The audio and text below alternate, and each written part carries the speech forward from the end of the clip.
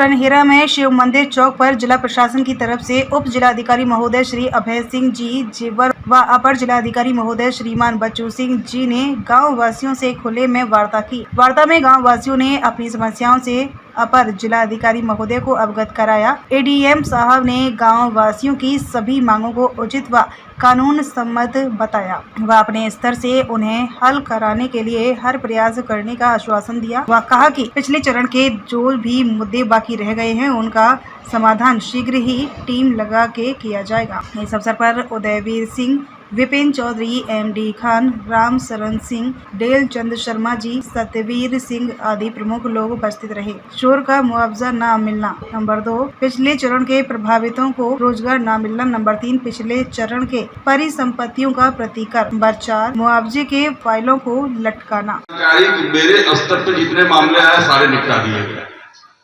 अब किस स्तर पर लंबित है ये मुझे अभी पता नहीं है। तहसील स्तर पे जो भी फाइलें खुजवा करके जो भी एप्लीकेशन लगी, जो भी बातें लगी, उसको मैंने पर्सनली इंटरटेन किया और भिजवाया। अब वो ट्रिब्यूनल से किस स्तर तक पहुंचा ये हम नहीं बता सकते हैं क्योंकि उसके बारे में हमको अपडेट नहीं है, प्रीतम बताएंगे।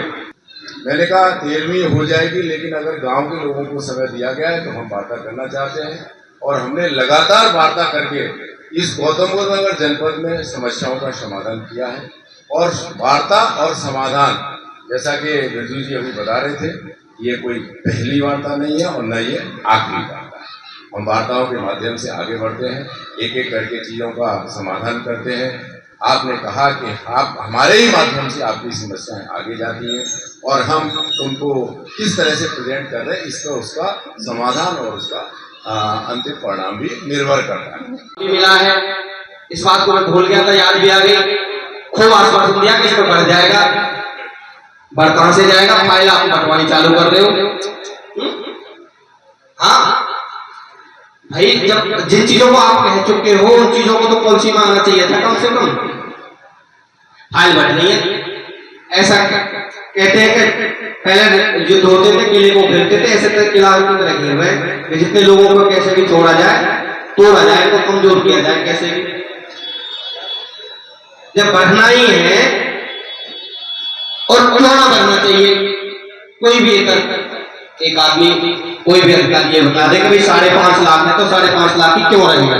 2011 में ये राशि तय हुई थी।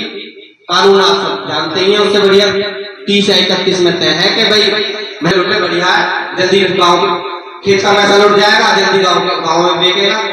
मनसा ये है,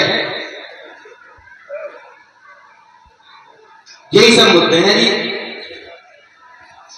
अब आप टाइम पे क्या रोक रहता है। एक और बात रह गई, वही मैं कहूंगा था कि एक भी आदमी के रह गए से अभी भी पिछले कुछ आदमियों के लिस्ट भी है सबके पास, बोरिंग वाले पेड़ों के पैसे अभी भी रह गए हैं पिछले चरण के। उन्होंने कहे कौन से, बिल्कुल नई ताजे की सुनने वाले नहीं तो पुराने की तो आ रहे हैं। अब तो देखी जाएगी, जब हो गया कब्जा, जब आएगा अगला चरण देखा जाएगा। अभी भी कुछ ना कुछ लोग रह गए, मुझे सही संज्ञान नहीं है उस चीज का कि कितने लोग रह गए कितने नहीं रह गए, लेकिन रह जरूर गए। वो आपके भी संज्ञान में होगा और भी अधिकारियों के संज्ञान में होगा।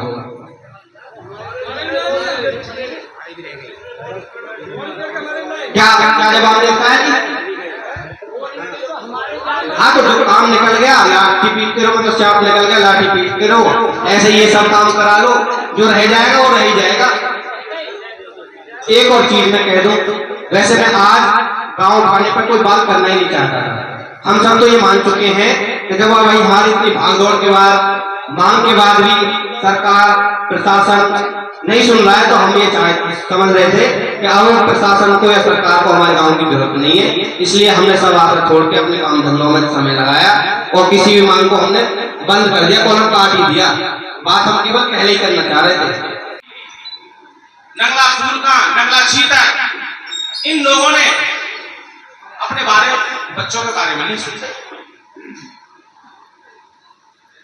एजुकेशन की कमी लगा लो, लाइफ अनुभव की कमी लगा लो, या अपने शौक मौज में वो इतने चूर हो गए कि बच्चों को वो भूल गए। आज हमारे पिता को दुखी रखे, हमारे नाम पे छोड़िए, तो हमारा भी फर्ज और कर्तव्य बनता है कि हम अपने बच्चों को भी कुछ ना कुछ दे के जाए। चैन जोड़ते हुए रिश्वतखोरी। अब जो वहां जाते हैं अथॉरिटी में, वहां के जो कार्यकर्ता हैं जो इनकी सरपरस्ती में काम कर रहे हैं, जो रिश्वत दे देता है, जो रिश्वत दिला देता है या जो ले लेता है, उनका काम तो लम्हा में हो जाता है, और जो इस काम को नहीं करता है उसको दर दर भटकना पड़ता है, और ना जाने कितने चक्कर वहाँ उन्हें लगाने पड़ते हैं। अगर गौतम बुद्ध नगर की जमीन आप दबा दो तो गारंटी है 50 लाख रुपए बीघे गौतम बुद्ध नगर की जमीन नहीं मिलेगी। फ्री में जमीन नहीं और हमारे बालक तड़प रहे। वह किसान के जीते पूछो जब 2-4 बीघे पट्टो कुछ जिम्मेदार तो होगो ना, सरकार ने जहाँ पट्टो दियो गरीब आदमी है, सूदी सी बात है। वाकई बालकन की आत्मा क्या कह रही होंगे एरिया में साहब, आप जान सको यह बात है कि वहां का दिल क्या कहता होगा, वहां के बालक कैसे अपना भजन पालन कैसे कर रहे हैं वे लोग। बात रही रोजगार की, पहले फेस में बताया होगा जिन्होंने नौकरी के फार्म बने उन्हें रोजगार दिया जाएगा।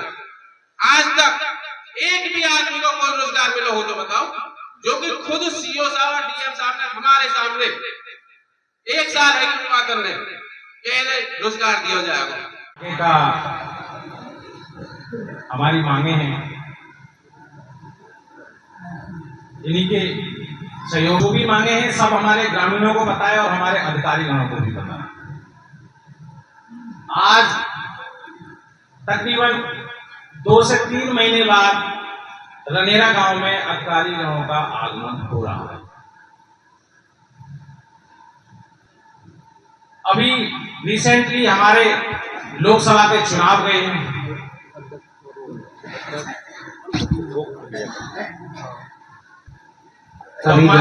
माफी चाहूंगा कि पंचायत करने से पहले अध्यक्ष की जरूरत होती है तो मैं आगे चला गया, क्षमा चाहूंगा उसके लिए। ब्रजपाल जी आगे करेंगे। सभी यहाँ पे उपस्थित हैं, सभी जान चुके हैं। हमारे बीच हमारे अधिकारीगण एसडीएम महोदय जेवर व एडीएमएलए साहब आ चुके हैं, सभी उनका तालियों से स्वागत कर चुके हैं। एक चीज मैं बता दूं, जीवन बड़ा दुस्तर है। अभी जो एडीएम साहब का पिछला पखवाड़े में बड़े गहरे ट्रेजेडी से गुजरे हैं, लेकिन अपनी ड्यूटी को समझते हुए आज उपस्थित हुए। तो हम जिनको जानकारी है नहीं है, मैं बता देता हूँ कि 3 ट्रेजेडी परिवार में रिलेशन में एडीएम साहब के हुई है। तो हम गहरी संवेदना में शोक प्रकट करते हैं। सभी ग्रामवासी तो भगवान से प्रार्थना करते हैं कि दिवंगत। नमस्कार, गौतम बुद्ध नगर आप देख रहे हैं जीवन एक्सप्रेस न्यूज और मैं आपके साथ गुलहसन जायसवाल। इस वक्त मैं गांव रनेरा के अंदर हूं कि गांव ने जो जेवर अंतर्राष्ट्रीय एयरपोर्ट को लेकर के जो बहिष्कार किया था, लेकिन इतना ही नहीं, उन्होंने फिर चुनाव को लेकर के बहिष्कार किया। चुनाव किसी भी पार्टी को उन्होंने वोट नहीं किया। तो आज इनकी समस्याओं को सुनने के लिए, वार्तालाप करने के लिए एडीएम साहब और एसडीएम साहब यहाँ पर पधारे हैं। आइए हम बात करते हैं। उसके बारे में आज कोई डिस्कशन नहीं था। आज गांववासियों की भू अधिग्रहण से संबंधित, पुनर्वासन से संबंधित जो भी समस्याएं थी उन पर विस्तार से चर्चा हुई है और उसके समाधान के लिए हम सब लोगों ने एक साथ जो है एक प्रयास करने के लिए इनसे बताया है। देखिए, जो भी इन्होंने समस्याएं बताई हैं, कहीं प्रतिकर से संबंधित हैं, कहीं पुनर्वासन संबंधित हैं और कहीं और भी समस्याएं हैं। तो जो गांव के विकास से कहीं पोखर की समस्या है, कहीं नाले की समस्या है, तो उसका जो भी समाधान है उसको नोट किया गया है और उसका समाधान कराया जाएगा। देखिए, इसमें सीधा सीधा नियम है कि अगर कोई भी आदमी जो पुनर्वासन में नौकरी के विकल्प भरे थे और उनमें किसी की अगर डेथ हुई है तो उनके जो भी नेक्स्ट वारिस हैं उनको उस सुविधा का लाभ मिलेगा। और उसके लिए बस यही है कि उनके ऐसे बच्चे, बालिग बच्चे होने चाहिए, उनके पास एक मिनिमम क्वालिफिकेशन होनी चाहिए जिससे कि उनको रोजगार की कार्रवाई की जा सके। आश्वासन जैसी अभी कोई चीज नहीं है, केवल आए हैं। नए डीएम साहब आए थे 2-2.5 महीने पहले, उन्होंने गांव में पहली बार दौरा कराया, मुद्दों को समझाया और उन्होंने माना है कि हाँ भी जो भी गांववासी मांग रहे हैं उनके जेन्युइन मांग हैं और जेन्युइन ही आदमी मांग रहे हैं। तो ऐसा कुछ नहीं है, वो अपने आप संज्ञान में लेके जा रहे हैं और आज कुछ ना कुछ पॉजिटिव बात हमको आश्वासन दे के जा रहे हैं। तो हम उन पर विश्वास कर रहे हैं, लेकिन विश्वास इतना ही कर रहे हैं, कुछ लेना देना कुछ नहीं है हमारा। कहना अभी भी यही है कि एक हाथ दो एक हाथ लो। जब तुम आगे कर दोगे तब हम आगे कुछ कदम बढ़ाएंगे। बाकी आप कह रहे हो बातों से आप संतुष्ट कर रहे हो, हम भी आपको बातों से संतुष्ट कर रहे हैं। आप आपके गांव के तो ये कह रहे हैं कि जी हम तो सेटिस्फाई नहीं है इनकी बातों से, तो झूठा आश्वासन देते हैं, ऐसे कई बार आते हैं और कह के चले जाते हैं। तो हमने क्या कहा, जैसे बातों से वो खुश कर रहे हैं ऐसी बातों से हम खुश कर रहे हैं। हम कौन सा कुछ करा रहे हैं जब तक नहीं करेंगे। लेकिन की कितनी मीटिंग हो चुकी है गाँव के अंदर? एडीएम साहब के साथ तो पहली मीटिंग हुई है, बाकी तो आप देखते ही रहो कितनी सैकड़ों बार तो आप ही आगे हो कि मीटिंग तो होती रहती है।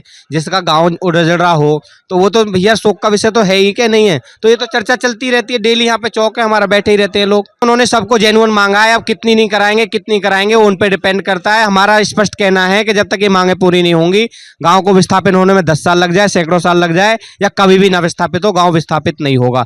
हाँ, अभी जो ये मीटिंग या वार्ता हुई है वो करीब 6 महीने बाद हमारे बीच में अधिकारी आए। बीच में चुनाव भी था, तो ये नहीं कह सकते कि भाई वार्ता नहीं हो रही है, वार्ता तो चली रही थी। अब इलेक्शन टाइम में तो इलेक्शन कराएं या वार्ता करें, जैसे इलेक्शन खत्म हुआ है तो अधिकारी हमारे बीच में आए हैं। पर एडीएम साहब एसडीएम साहब आए थे, तो क्या अब आश्वासन दिया है? क्या आपके जो विस्थापन को लेकर के एक बहिष्कार किया था, तो क्या आपकी मांगे मानी जाएंगी? ये तो अभी हमें विश्वास नहीं है, जब लिख के दे देंगे, जब विश्वास हो जाएगा। ठीक है, ऐसे तो कई बार कहा है उन्होंने, लेकिन ऐसे पक्की बात तो हम जब मानेंगे जब हमारा काम होने लगे ना। तो 5.5 के बार अलग करें, अभी 100 मीटर जगह भी चाहिए। आप जानते हैं अधिकारी 1-1 बीघा में बना के पार्क और वो रह रहे हैं, तो हम कहाँ रहेंगे? 50 मीटर में हमारे बच्चे मकान बना लेंगे। ये तो आश्वासन देते ही रहे हैं, इनके आश्वासन पे हमारा कोई विश्वास नहीं है। ये तो झूठी बात कहे हैं, 2 साल से कह रहे हैं ये तो इन बातन ने। आज आपके बीच में आए हैं ये शासन के लोग, तो क्या आप सेटिस्फाई नहीं है? ऐसा है, शासन के लोग तो 2 साल से आ रहे हैं हमारे पास, लेकिन जब आज तक हमारी कोई मांग ही नहीं, उन्होंने सुनाई नहीं करी कोई किसी मांग की, तो इन पे कैसे विश्वास कर लिया जाए? जैसे कि 100 रुपये की जो 100 रुपये काट लिए, जैसे कि शोर का, वो तो पुराना मैटर है, वो तो हो चुका है, जियो भी पास हो चुका है उसका। और ये जो 5.5 के बार है, ये तो कागज कार्रवाई करने की पूर्ति कोई जरूरत ही ना है हमें।